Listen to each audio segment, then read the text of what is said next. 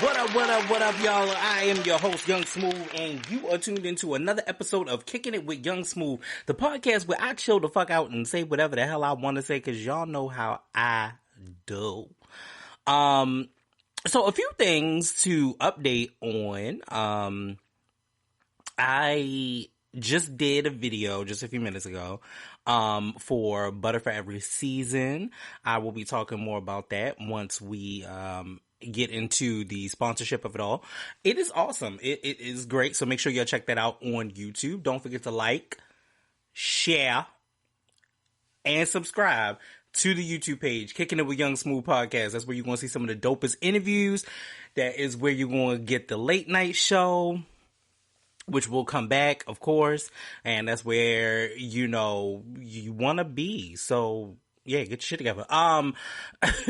Real quick. Oh my gosh. Some amazing things have happened. So I'm going to go into a couple of amazing things. First off, musically, I am very excited. We are 20 years into Stank On Ya that came out in 2000. Wow. I was not ready for that. Oh my God. Which in turn means that I'm getting older, which is killing me, but it is fine. Also, Busta Rhymes is coming out with Extinction Level Event 2, The Wrath of God. Yes. Super excited about that. Like, that's going to be awesome. Cannot wait. And then, in addition, prayers also need to go up for the rap legend Scarface. He is battling right now with a kidney disease and he needs a kidney. Just a few things that I just wanted to kind of go over. Also, let me talk to y'all about this week. Now, right now, I know I'm recording the show kind of late. I had to last week. I apologize about that. It was so super hectic at work and just trying to get a few of these things put together, you know, get my life together, get my career situation, back on track. And this is my hobby, my love, my other passion. But I definitely wanted to make sure that I gave y'all a really good show. Then in addition, so two things happen, and I think that we're in a season. The season has changed. Yeah, I done messed up. The season has changed. With the season changing, you know, the fall is coming. Right now, it is definitely in Maryland has been unseasonably warm. Like, it is a bit much. I know y'all hear me clicking and stuff. Anyway, so it has just been unseasonably warm, but praying for a good winter, I don't foresee it. But also make sure you get your butter for every season. Yeah, absolutely. Once again, that's Butter for Every Season. Butter, the number 4 seasons. Make sure y'all go ahead and get that for yourselves. They also have it for men as well, so make sure you get those products. It is Black owned and Black operated, and that is what I'm trying to support on this channel and on this show. So make sure you guys get that. But anyway, back to my week. So yeah, it was really hectic the week before, so that's why there was no podcast. But I will say this: I got a chance to rekindle some relationships, and I am so excited. And I just, you know, hope that we move on in the future and we get back to the love that we needed. Not even that, in that week of me being gone, like, I ran into family, into the stores and stuff, and I'm like, yo, it is so good to see them. And I look, Corona, no Corona, I got hugs, and I did not know that I needed them until I received them. So I was very, very, very happy about that. Like, that, those moments were great. So in addition, the, other thing that ended up happening was also a rekinship that I got a chance to speak with my old co-host and got a chance to really get into some really good conversation with him that we both needed. I really appreciate it. I got nothing but love for that brother. I absolutely am 100% on your side. Thank you for the support and love that you've shown me. as well. And I'm grateful that as two grown men, we can also get through our differences and move forward accordingly. And I'm very, very happy about that. And I think that that worked out very well. Also, the kid has been back to the recording situations of it all. So 2021. 2020, end of 2020, 2021, you know, you might hear a few little, you know what I'm saying, bar situations, cause the kids still got it.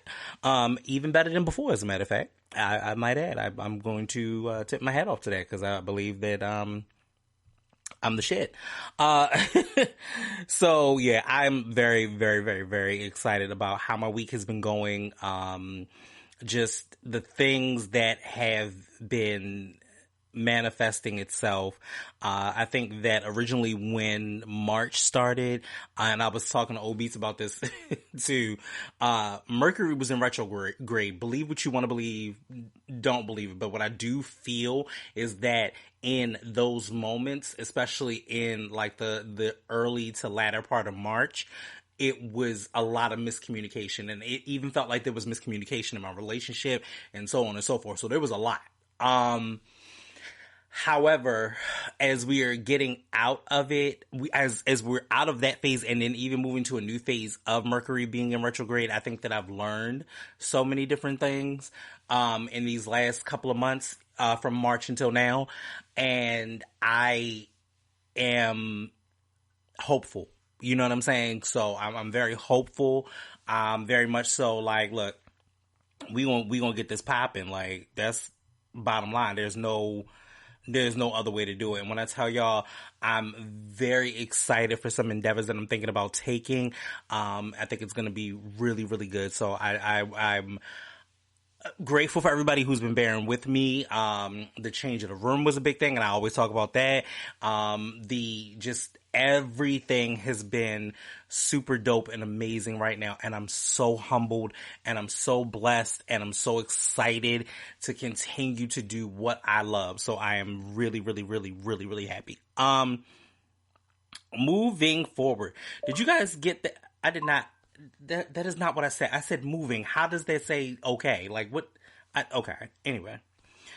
Moving, this is what happens when you have an intrusive ass device. Anything that's Siri, Alexa, or Google, I ain't even gonna say it just in case it pop off again. Shit like that happens from time to time. It makes me mad. Anyway, the Kick That Lyric, did you get it from last week? Y'all, I'm still an R&B dude. And it is my favorite. It comes from my favorite album. I told y'all that this person that made some drawers, and it was Rihanna, California King Bed. And excuse me, it was not last week, it was the week before last. Yes, I understand, do not drag me in the comments. It was the week before last. But yo, when I tell you, I love that song. Parts of me wish I could play the shit right now. I really do. Plus, we got a really good one today anyway, and we'll get into what that album is. And it's weird because as much research as I did on it, it's not as in depth as most of the other ones will be. But you know, we'll get there. We gonna have a good show regardless. But today's Kick That Lyric, let's just say this. This stayed on 106 in Park forever, and it is the remix of the song. And I was driving, and it happened to come on in my playlist, and I was like, it was on YouTube Music or whatever, and I was like, oh, oh, I forgot all about this song. And I ended up hearing I think, was it the third verse? The third verse by the artist. And again, it's a feature that's on the song. But when I tell y'all, this joint stayed on the charts. I think even this might have been the introduction of the Harlem Shake. I think it might have been. Absolutely. So it goes as follow. Yo, this is for my niggas, them special delivery. Bang your head off till it's fucking up your memory. I shake your cradle and rock your boat. $150 your face and butter your throat. It don't matter where you been or where you at. I'm here now and I'm banging, kid. You softer than the Queen of England. Phraseologist, natural philosopher, wordsmith, authentical metaphorical lyricist, sharp descriptive writer, kilobiter, panty raider, party exciter. Yo, what's the deal? How you feel? Yeah, I'm gutter with a utter got you timid, hesitated like a stutter. Oxymoron, don't be dumb. I shoot niggas like the United Negro College Fund. I see you plotting and scheming, trying to snake, and when you do, I'ma give it to you special delivery. I mean, I ain't gonna lie to you, at this point, it's probably obvious what it is, but I won't say what it is until next week, just in case you don't know.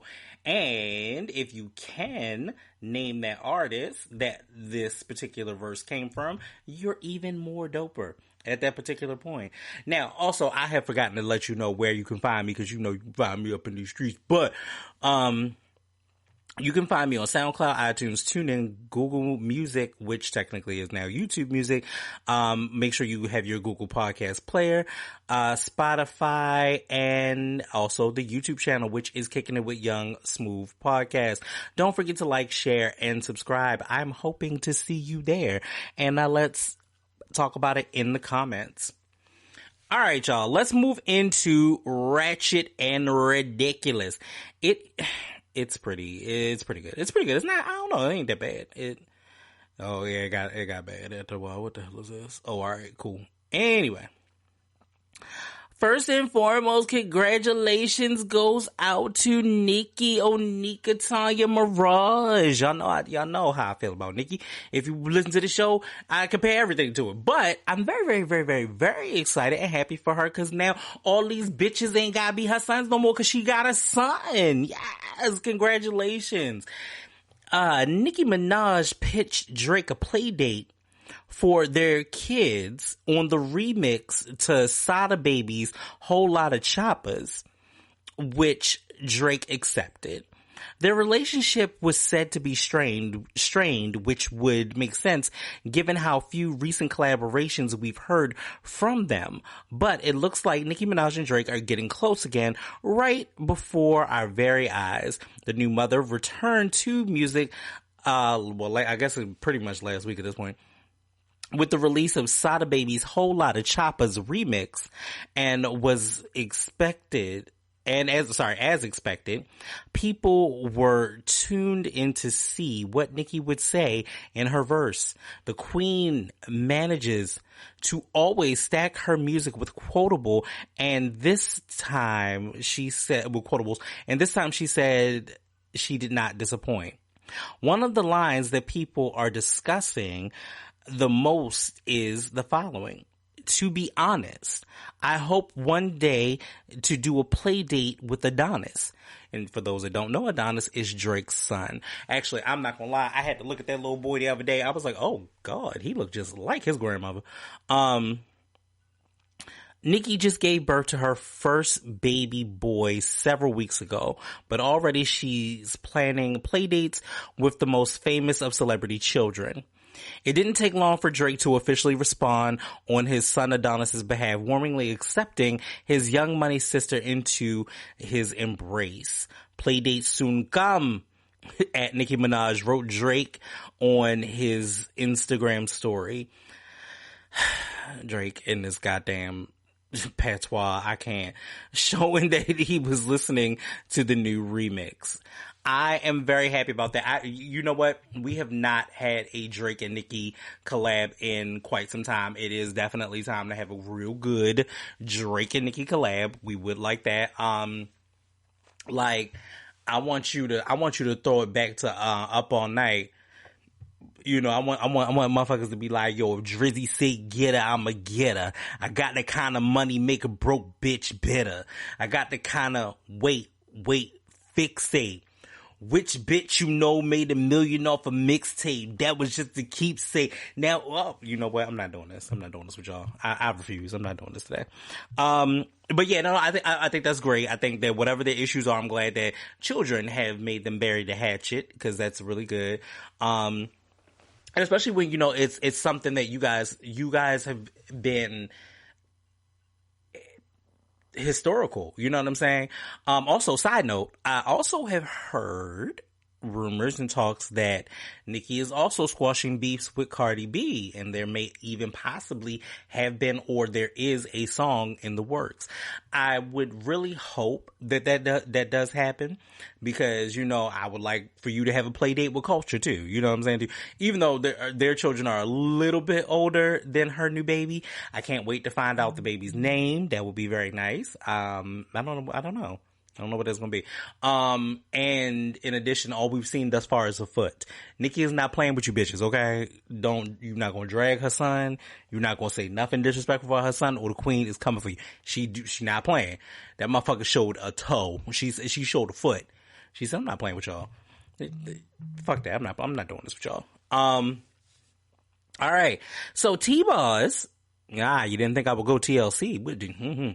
T-Boz calls out L.A. Reid and says he abandoned TLC after Left Eye's death. Everybody can name at least one song from the famed girl group TLC, and most of us know Waterfalls by heart. But after Lisa Left Eye passed away in a car accident in 2002, everything changed for the group, which also included Rosanda Chili Thomas and Tion T-Boz Watkins. Last week, so now I'm not even gonna say this week. Last week, T-Boz hopped on a podcast to speak about how things have changed for TLC after the tragic death of her friend. Noting that the music industry effectively turned on them, arguing that there is no way around that fact. T-Boz says it all happened during a 5 to 10 year span, and that one man, L.A. Reid, is responsible for a good portion of their neglect in the business. T-Boz states, I was talking about a 10 year span, 5 to 10 years, how the industry turned on TLC, which is a fact, after Lisa had died, because nobody knew what the state of the group was. Hell, we didn't even know. T-Boz took to Hollywood Unlocked and stated, I wasn't talking about artists turning on us. I'm talking about the people that came in with the money and the promoters, like L.A. Reid types. While she doesn't explain how exactly L.A. Reid wronged her and TLC, promising that she wouldn't expose their drama, she maintains that L.A. didn't stop rocking with them because he no longer believed in them, but it was deeper than that. It was something personal with LA, which I'll always keep between us. Whether I agreed with it or not, he, out of respect, called me. And I'll just leave it at that, said T-Boz. But the final decision was to not rock with us. But it wasn't because he didn't believe in us. I'll clear that part up. But he did decide to turn his back and keep on going. That's fine. It's business. She goes on to mention Drake, Nelly, and T.I., who pulled out of the Super Bowl Blitz performance in 2014, saying that them backing out of the show was actually a blessing. That turned out great for us, says T-Boz. God always makes things go exactly how they're supposed to. I'm a believer in that. The show went exactly as it was supposed to, and I'm happy they actually didn't show up, because it showed that we still have staying power, that we can still rock out a stage without the bells and whistles and other people to save us. This is a very true fact. Like, let's be very clear, girl group wise, who was fucking with TLC for real? Like, all right, so first of all, Waterfalls is one of my favorite songs, definitely. However, one of my favorite songs was, what was that song called? And I know that sounds really bad to say. My favorite song was, what was that song again? It was, oh shoot, because now I'm hearing like so many different songs in my head. It was called This Is How It Works. and it was actually on the Waiting to Exhale soundtrack, and it involved all three of them. Lisa rapped on it, and it was fire. So if you ever get a moment to check that out, it's TLC, This Is How It Works, and it's on the Waiting to Exhale soundtrack. That is a bop. That is a banger. And was not a push song, but that is one of my favorite songs from TLC. However, like T-Boss stated, like, yo, it was business. It was like, yo, we don't know business-wise now that Lisa's gone. Does that mean, what does that mean for the group? What are you going to do? How are y'all going to do this?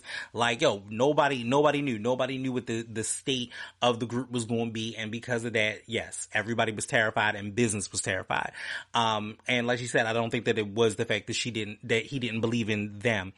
I also think that it was kind of, in 2014, it was kind of pertinent. Like you said, God has a plan for every single thing. So I think that it was important for, like Nelly and T.I. and everybody to kind of pull out, because it had to show that TLC still can rock a stage without the help or support of anybody else, which is, of course, what was said in the article. But, I love the fact that this is one of the reasons that I kind of like the fact in the era that we're in now. Even with the whole pandemic situation, one day I just sat back and was like, yo, if we don't get to go to concerts, who concert can I look up? And I looked up, I was like, yo, I've never been to a TLC concert. Like, I'm a huge, super TLC fan. Like, I was a huge TLC fan, bro. Like, can't believe I'm telling y'all this. And I may tell y'all this. I may be telling y'all this again. I remember we had a wacky tacky day at school, and I went to school with a patch on my left eye and my suspenders and my Joe boxes and so on and so forth. It was the 90s. If you were judging, judge your mama. So I went and, I used a permanent marker instead of like some type of eyeliner or like, like the football rub or whatever. No, use the permanent marker. I probably was high all damn day and had no idea, as I had this permanent mark on my face and came home like, my guy, headache. She was like, is that permanent mark on your face? I'm like, yeah, I think. And she was like, look, you do know you probably been sniffing them fumes all damn day. I was like, shit, that's probably why I can't focus. Again, never use permanent marker, but it was in my tribute to TLC. I love them. I love them to death. Thank y'all so much. Y'all got me through everything. I bought Ooh on the TLC tip when I still had a cassette Walkman. I bought Ooh on the TLC tip when I had my CD Walkman. And then I also bought Crazy Sexy Cool over again. I bought Crazy Sexy Cool twice. You know what I'm saying to you? So in part of the number when they were making $30 million for LaFace Records and all of this good old, I was part of that, because I bought it over and over and over again, and I love it to this day. I can literally play it now, and it's just nostalgically great. It is. But yeah, shout out to T-Boss. It was good to see her. I think she was also talked about on that Hollywood Unlocked interview that she was going to move back to Atlanta, so she could be closer to family and everything else. And, she has her son now, and he's getting a little older, and she was like, I don't want to live in LA because LA about to burn and sink to the ground, which is pretty much a fact at this point. All right, moving on. Jay-Z sends Nori a very persuasive Drink Champs gift. When you have a world famous podcast titled Drink Champs, you're bound to be spoiled by liquor. In the case of Nori, the rapper got a rather large gift from Jay-Z to prove a point. Sorry, y'all, my allergies. The Drink Champs host took to his Instagram story on Friday, October 16th, and revealed that Hova not only delivered a massive care package from the title of affiliate, he did it with pride. You think I enjoy this. You don't think I want to be just drinking all this damn Ace of Spade and Douce? This is abuse, Nori said during a video showcasing numerous bottles of Douce, cognac, and Ace of Spades champagne. Jay-Z is bullying me. This is the best from a bully I've ever been bullied. Okay, fine. I'll drink it all. Shit. Nori says. The gift still surprising if you follow Nori on social media. Last month he took to social media to boldly proclaim that he drinks more Ace than the company founder Hova himself. And then he states, gonna be honest, I might send Jay-Z this video because I think I drink more Ace than Hov do. Nori says, I don't crack. My eyes don't blink. I think I drink more Ace of Spades than Hov do. Well, first of all, that's a lot of drinking, number one. And y'all niggas need to slow down. But, no, it's all good. But no, that's so nice. So I did get a chance to see it, and I saw the video, and that was a hell of a gift. I mean, what do you expect from a billionaire? You don't expect one bottle. One bottle for a billionaire is pennies. It means nothing. You know what I mean? So, I think that was really super dope of Hov to do that. And shout out to Nori and Drink Champs. Thank y'all so much for keeping the culture alive, because that, let me tell you something. I have watched quite a few Drink Champs, and I am just always in there dying laughing, y'all. Like, yo, it's so good. Also, speaking of which, speaking of MCs and keeping MCs alive, if you have not seen the 85 South show with Busta Rhymes on it, you must go watch it. Here's the reason that I'm saying that. Let me tell y'all something. When I decided that I wanted to rap for real, or not even just was putting more effort into it than I have now at this particular point, Busta's formula was one of the formulas that I looked to. I looked to Busta for those moments of saying absolute madness, you know what I'm saying to you, but still keeping it just really him. Then, not to mention the fact, I remember one time, and I think it might have been the Backstage tour that I was looking at. I find that shit again. I wonder if that's on Amazon Prime. I need to find that. Anyway, it was the Backstage tour, and I remember him being like, yo, you played to the motherfucking audience in the back, son. Like, yo, y'all got, that's the type of energy I'm talking about, this, that, and the third. And I always thought about that. I always think about that in my life all the time. I think about, like, everything I do. Like, you play that to the back. Like, you make every single person in that room feel that energy. And I always commend Busta Rhymes for that. I always commend Busta for, word plays and deliveries that I'll try to do. And I also attribute Ludacris to that, Kim, Nicki, so on and so forth. So, like, sometimes you'll hear it and people are like, you flipped that Nicki in there, you did that. Like, I'll do that. I don't, as an MC, like, here's one thing that I will say. As an MC, I'm not ashamed to take from any MC and not take like I'm stealing, but to borrow from that influence and create it and make it something that's my own. So I'm not ashamed of that. Like, that shit is dope. And I do shit and rap in a certain way that other niggas do not. And I want to thank my man Krav for that, because you actually put that into perspective for me too, that I didn't really realize that. He was like, yo, you do something special and something different. And I appreciate that. I really do. Moving on, because this is going to give me a headache. So hold on. Let me take a sip of water real quick, because these niggas.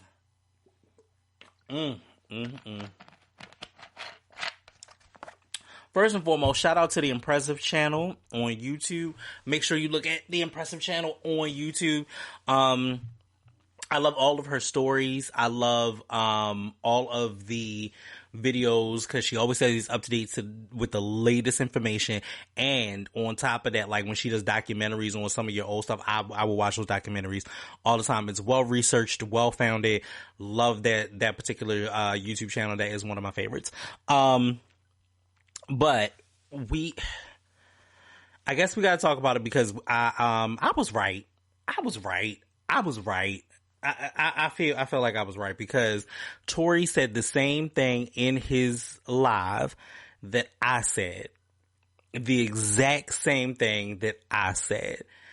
Sometimes it's like I was going to go into this because recently Tory Lanez just dropped his information as far as the way that he felt on IG Live.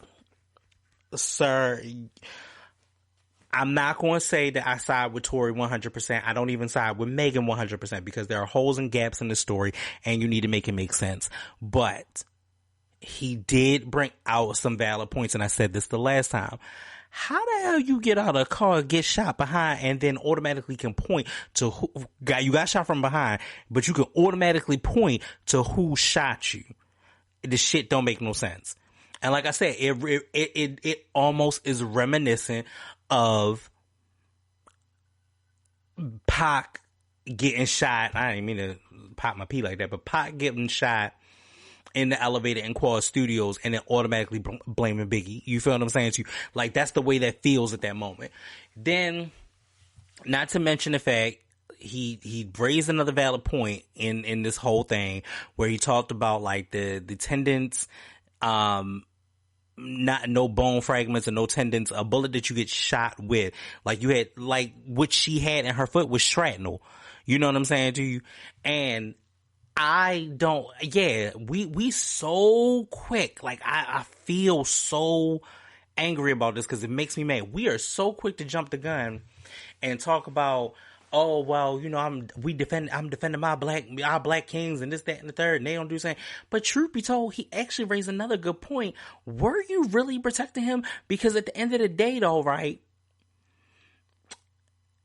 your guy kids.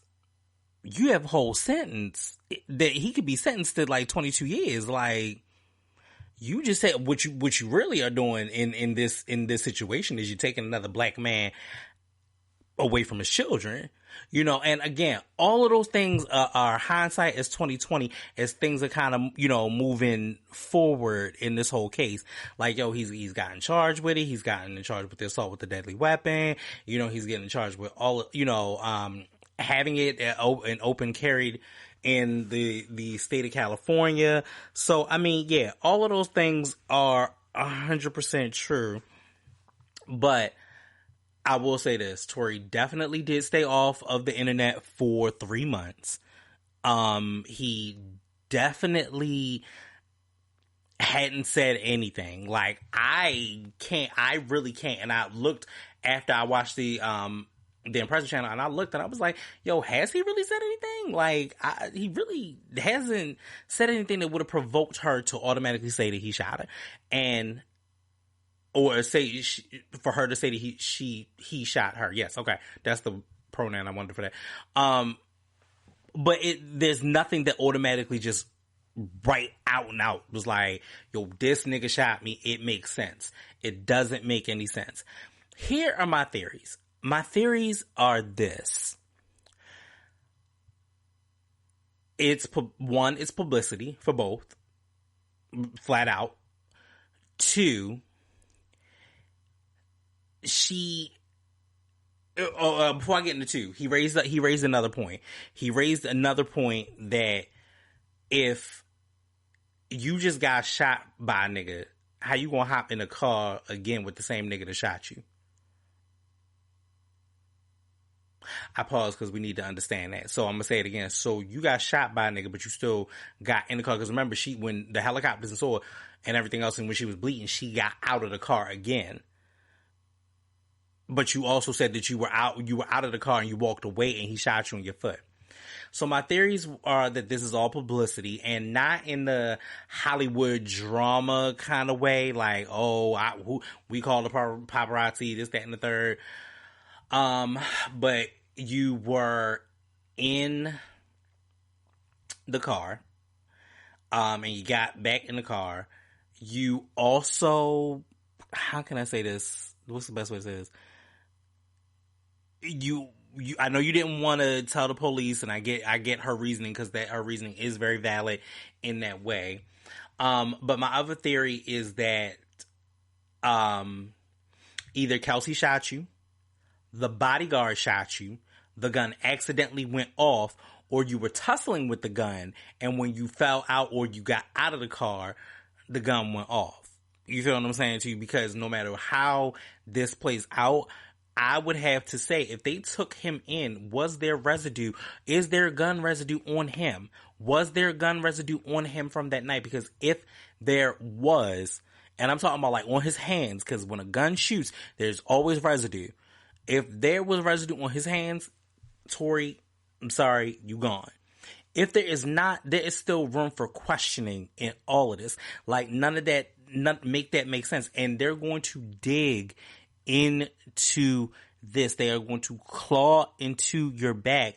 Are y'all ready for that? And everybody like, Rock Nation is as a great team. Yes, that's very true. Unless you paying somebody off, facts are facts.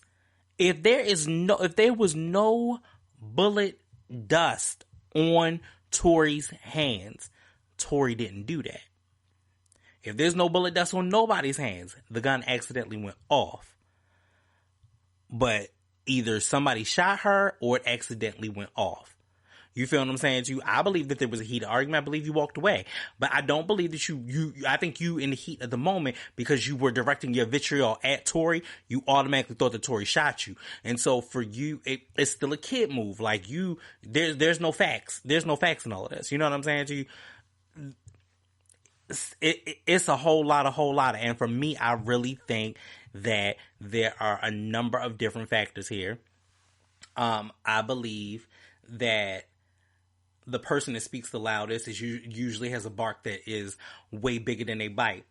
The reason why I say this is because, you came out with all the vitriol, all of this shit, the whole thing. And that man stood quiet. We so ready to be like, black men don't protect their black queens. And I said this the last time. I'm not going to go further into what I said, because I did say what I said, and what I said wasn't no bullshit. We so quick to protect the black queen, but at what cost? At what cost are you protecting somebody that, in hindsight, as great as it seems, they out here killing us? Because the main picture seems like that. They out here killing us and this, that, and the third, and I ain't want that. Perfect. I understand that. But in hindsight, if you was dating that man, or you was with that man, or you knew that man like that, you know that a gun charge in any way, shape, or form was going to land him in some hot water. Then not only that, it's like, you got shot, but it didn't hit nothing. Like, you got the feet of an angel at this point. A lot of these parts of the story are not adding up. I'm not team Tory. I'm not team Megan. I am team somebody need to tell the goddamn truth so we can get back to some type of normalcy and stop talking about this shit. And the only reason we talking about it is for record sales. You know what I'm saying to everybody? Like, his streaming number stopped and this and no, it didn't. No, it didn't. I still have yet to listen to the album. Like I said, I get into Tory late, just like I like Chick Tapes. I like Chick Tape 5. I get into Tory late. Like, if it's good, it's good. If it's not, it's not. They pulled him off a Spotify playlist and this, that, and the third. Oh, and then the other thing that also threw me, and he said something that is crazy. First of all, whether we had gotten a verdict for Breonna Taylor or not, like, y'all need to stop using this in this way, and I don't like this. Whether we had gotten a verdict for Breonna Taylor or not that day, like he said, his mother died that day, and I researched it, and his mother there's general knowledge. His mother did die that day. That's just, you can find that. So, that was the reason for him putting out the album, and as a writer, you put out the music and you put out what you know. You feel what I'm saying to you? Whether anybody wants to say he capitalizing off of it, it is what it is. That is usually the way that art moves. It should move. It should move in its own reality. But you can't gauge, how a verdict is, how people gonna feel, this, that, and the third, or why you put your album out and you talk about you shooting a woman. Like, y'all can't gauge that. Nobody can try to stop somebody money or them putting out something. He could have put some shit out and the world could have been burning down. But you gonna be mad at that? Like, we have to, niggas. We need to start picking our battles. And some of these just ain't the battles. Like, and it's funny, and I'm thinking about it, like, this is where I rant and rave. we as a people go so hard, and I said this last time too, we go so hard on cancel culture, but to be honest with you, I'm really sitting here wrecking my brain at this particular second and want to find out, like, yo, do white folk go that hard on canceling? Like, I'm like, they don't do it the way that we, because now we're at a point where we're canceling everybody. R. Kelly was one thing. Okay, that there was too much evidence, too much facts, and the nigga was stupid. That's one thing, but do we have to continue to go through cancel culture? And if we're going to go through it, can we go through it and make it make sense? It don't make sense. When the shit don't add up, make it make sense. So, that is my particular take on the Tory Lanez speaking out and, Meg Thee Stallion situation. Like, and as a black man, it's like, yo, am I throwing all this vitriol the way of the black woman, and this is what we talking about, we don't protect? Nah, I'm not saying that. But what I am saying is make 1 + 1 = 2, because it doesn't. There are too many other factors. And the fact that the fucking Frank Casey and the bodyguard haven't spoken, said anything, this, that, and the third, makes all of the shit look super dumb sketchy. Number one. Number two, no matter what it is, the media is playing us for puppets. Because we get so invested in this shit. You feel what I'm saying to you? But then the investment is not the fact that it's, this could be like another Rihanna Chris Brown situation or anything like that. It's not highlighted like that. No. It is shown for you to be disheveled and unfocused, because now it is about a conquer and divide. Once you put one black man up, and then black men start believing his story, and black women start believing her story, and then we all kind of battling and conquering against each other, and this, that, and the third, and it becomes a whole lot of, but it's a blinder. It is a blinder on our intelligence, because that's the music that we love. That's what we hear. That's what we're here for. And it's a whole blinder for us to sit back here and then talk about the shit, have certain opinions, this, that, and the third. No. I don't want to be that divisive. I don't want to be divisive with a black queen, but I don't want a black queen to also be that divisive versus a black king. I think that Tory also raised another valid point. So there were so many points in what he said that I kind of fuck with it to a degree. You lost parental figures in your life, and I don't think that you are Megan. I don't think that you are quite clear on what it. Matter of fact, I know that you're not quite clear on what you're doing right now. Like, you running your business wise. Yeah, absolutely. You're doing that. You're making #1 hits, all that shit. But I realize that you're not quite clear in this either, because of the fact, bitch, who in the fuck, out of all of this, who's unscathed? Kylie Jenner. Out of all of this, y'all know I don't even fucking talk about a Jenner, but out of all of this, the only person that's unscathed, because allegedly it started about Tory flirting with her, and then coming to find out that he done fucked the best friend, and this, that, all of this shit, allegedly, all of this shit comes out, but a Jenner or a Kardashian don't get hit in the crossfire at all. Hell, my new guess is the Kylie shot the bitch. I'm just saying, I can't.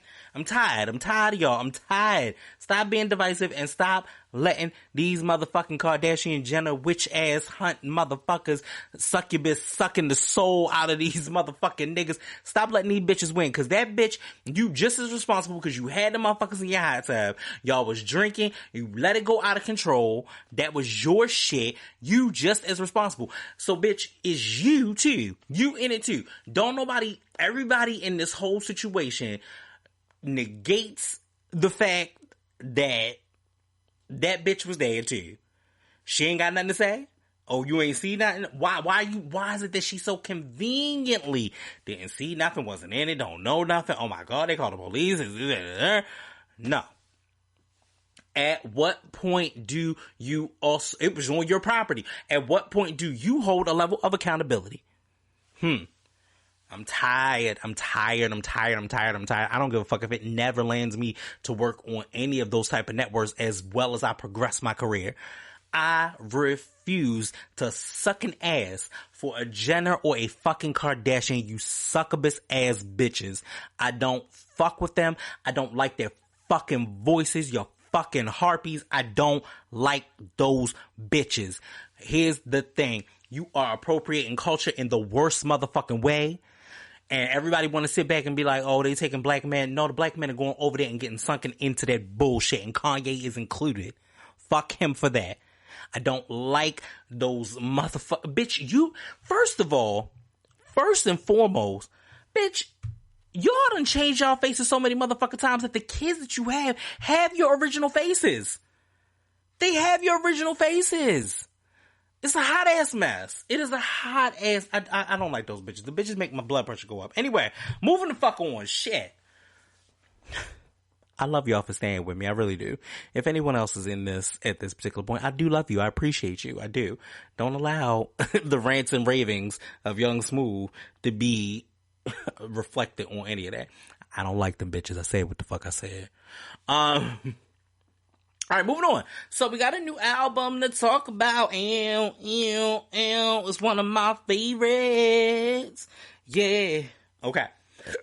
Excuse me. It is Ludacris back for the first time. Yet again, another one that I can't flap. I have not flapped a damn CD cover in so long. Cause it is also in the case that is behind me. This is behind me when you watch the YouTube channel. Once again, like, share, and subscribe. Don't make me tell y'all again. Anyway, back for the first time is the second studio album by American rapper and recorder Ludacris. The album is the major label debut of I don't even know what I'm doing today. Which was released on October 17, 2000 during his run with Disturbing the Peace and Def Jam Soul. Most of the tracks are taken from the first album of the independent release Incognegro in 1999, except the Stick 'Em Up, Southern Hospitality, a remix of What's Your Fantasy, and Fat Rabbit. The album debuted at number 4 on the U.S. Billboard 200 chart and sold over 133 copies in its first 133,000 copies in its first week of sales.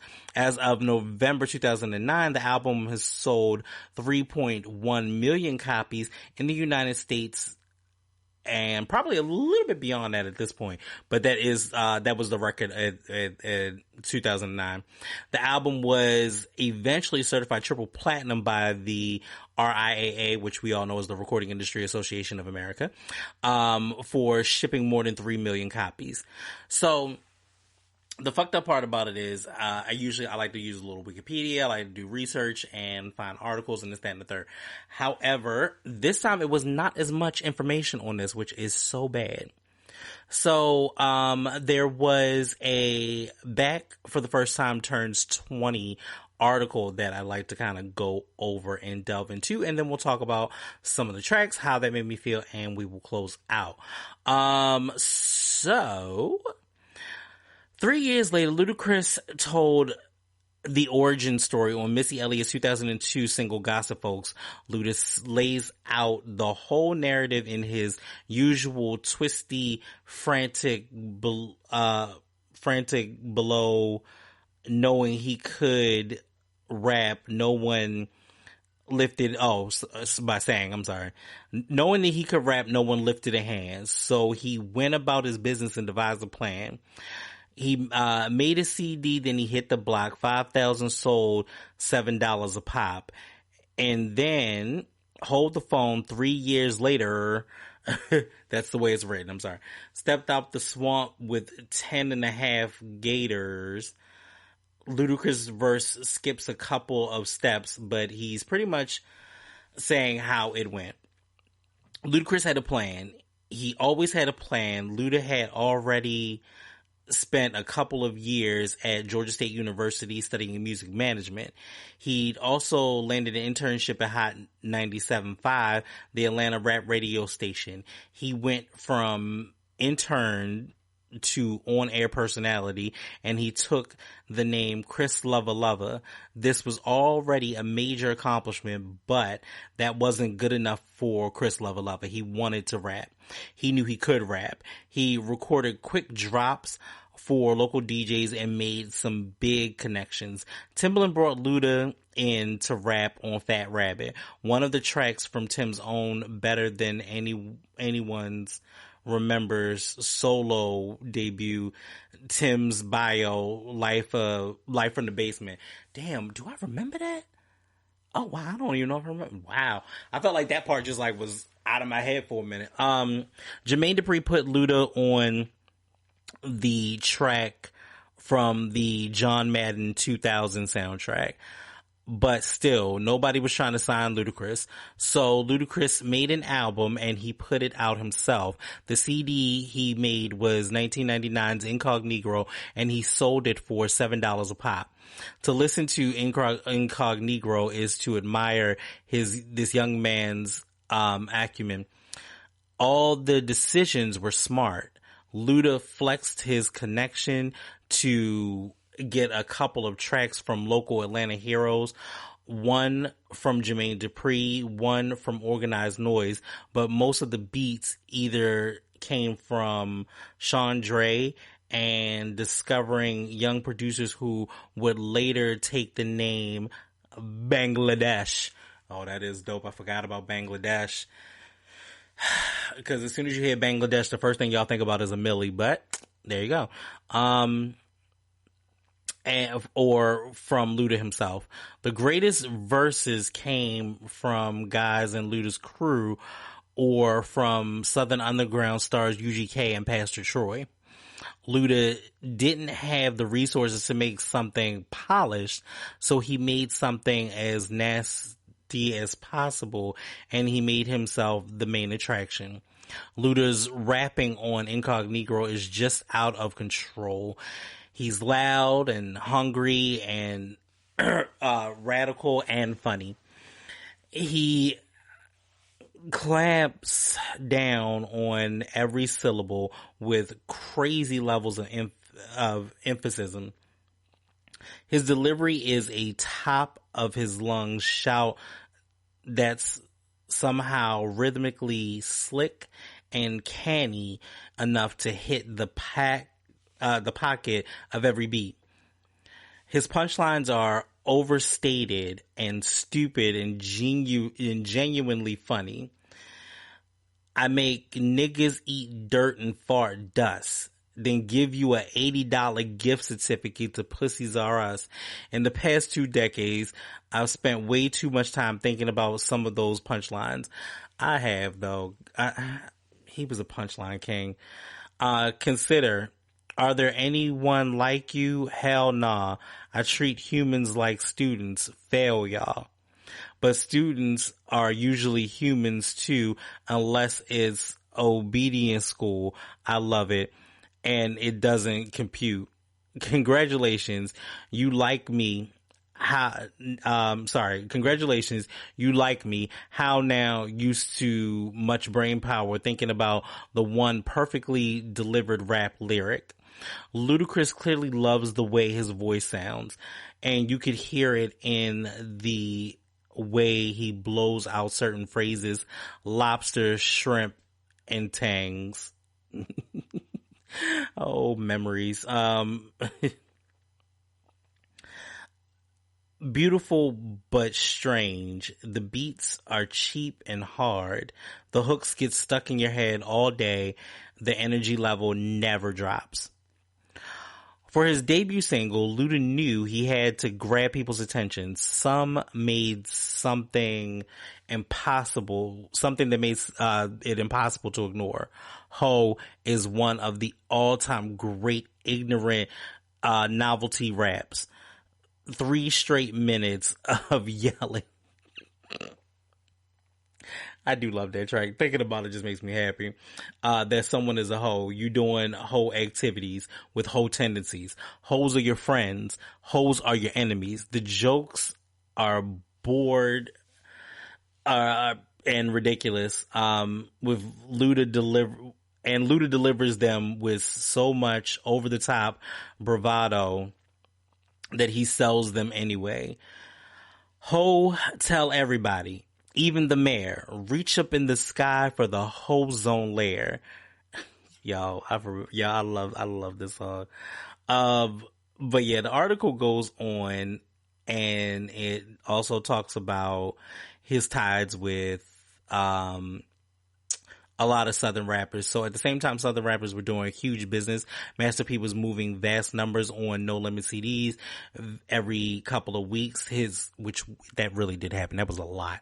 His, cross tour New Orleans rivals, Crosstown New Orleans rivals Cash Money had similar roster, but they were suddenly even bigger. Outkast were stars, and Goody Mob and Jermaine Dupri were doing well, but Atlanta hadn't yet established itself as the capital of Southern rap. Instead, indie stars with huge regional fan bases were coming out of Memphis, Houston, Miami. Def Jam Records had a lot of the biggest stars at the moment, but all of them were New York rappers like Jay-Z, DMX, Ja Rule. Def Jam wanted to get in on whatever was happening with the South, but they had no idea how to do it, so they brought in somebody who did. Scarface. We love Scarface. Again, get well, Scarface. Scarface might be the single figure most responsible for popularizing Southern rap. His group, the Ghetto Boys, had come out of Houston in the early 90s. Then nobody from the South expected maybe Two Live Crew had a national presence. The Ghetto Boys became towering and influent figures, so vivid and intense and rightly that nobody could write them off as a fad. As a solo rapper, Face had preference of gravity and respect. Def Jam hired Scarface to run Def Jam Soul, which was a smart decision. Scarface signed Ludacris, which was even smarter. So all of that has happened. Incognito had many different hits, especially with What's Your Fantasy, which reached number 21 on the Hot 100. Southern Hospitality made it to 23.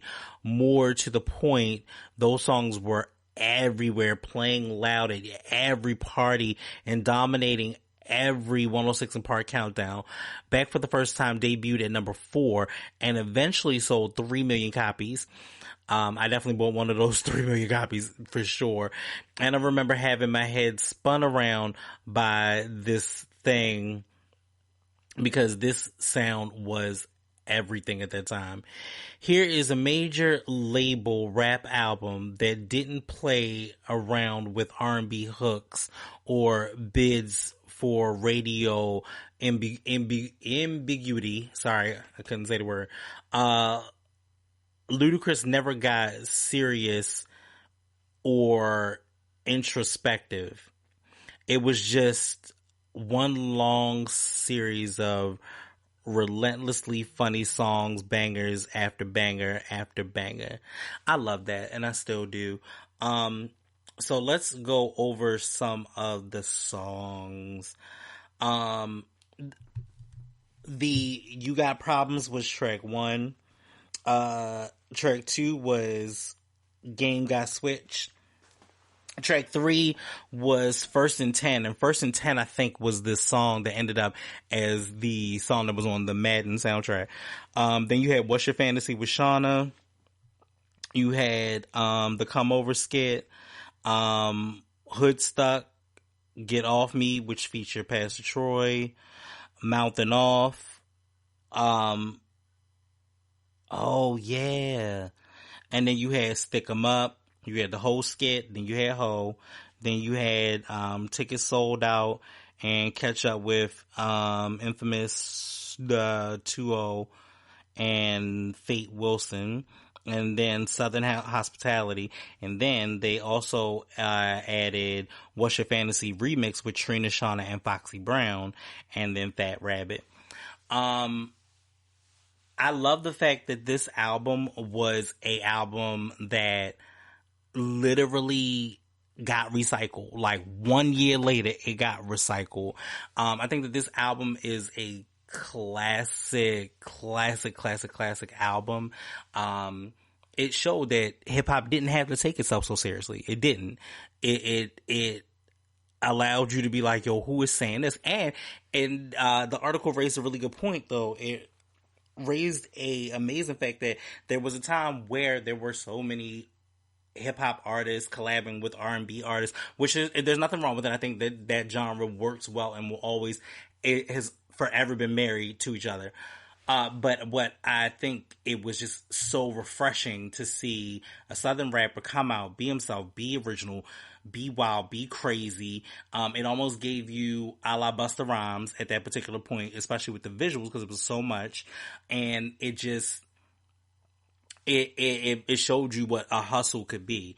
And that's one thing about Southern rap. Like, we cannot deny anything about Southern rap that they didn't hustle. You know, up north, over east, over west, we all hustle, but the South, because it was overlooked, everybody thought it was slow. Or like, I remember going to school and like I knew some dudes that came up from the South or whatever, and they were like, you know, they would have on like 2 years, 3 years, like they 3 years ago passed, or they would be rocking trends that we don't even rock no more. They would rock it in such a different kind of way, and you'd be like, yo, we don't even do that shit up here. Yo, what are you doing? Like, that's dumb wild, that's dumb crazy. But that's one thing about the South, and Atlanta especially. It is the mecca of creating your own thing, doing your own thing. My favorite song out of this album had to be Mouth It Off. Lyrically was a good song. That one was one of my favorites. Of course, I love What's Your Fantasy. I primarily like the What's Your Fantasy remix because of the fact that Fox was on there, because that, for me being an up north kid, it was like, oh, okay, I think that really propelled it, because it was like, oh, I see somebody from Def Jam on this Southern dude shit. And then I loved Southern Hospitality. Southern Hospitality are my favorite tracks. So let me know what your favorite tracks to Luda's album are. You can make sure you comment on it on the Kicking It with Young Smooth podcast page on Instagram, or you can do it on Facebook or Twitter. So those are the things. Let's see. Is there anything else that I'm missing? No, I think that pretty much wraps up Luda for the day. One